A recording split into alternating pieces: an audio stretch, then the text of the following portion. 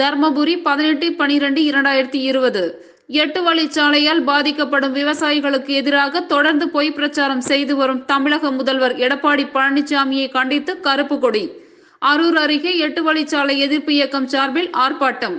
நேற்று அரியலூரில் தமிழக முதல்வர் எடப்பாடி பழனிசாமி 8 வழிச்சாலைக்கு 92% விவசாயிகள் ஆதரவு இருப்பதாகவும் 8% விவசாயிகள் எதிர்ப்பதாகவும் பொய்யான தகவலை செய்தியாளர்களிடம் தெரிவித்தார். இதற்கு தர்மபுரி மாவட்டம் அரூர் அருகே உள்ள மாலக்காப்படி கிராமத்தில் உள்ள விவசாயி மாணிக்கம் என்பவருடைய தோட்டத்தில் பாதிக்கப்படும் விவசாயிகள் கண்டனம் தெரிவித்தும், அரசிடம் ஆதரவு மற்றும் எதிர்ப்பு தெரிவித்த விவசாயிகளின் விவரம் இருப்பதை வெள்ளை அறிக்கையாக வெளியிட வேண்டும் என்றும் கோரிக்கை வைத்து இன்று 8 வழிச்சாலை எதிர்ப்பு இயக்க விவசாயிகள் கருப்பு கொடி ஏந்தி கண்டன ஆர்ப்பாட்டம் நடத்தினர்.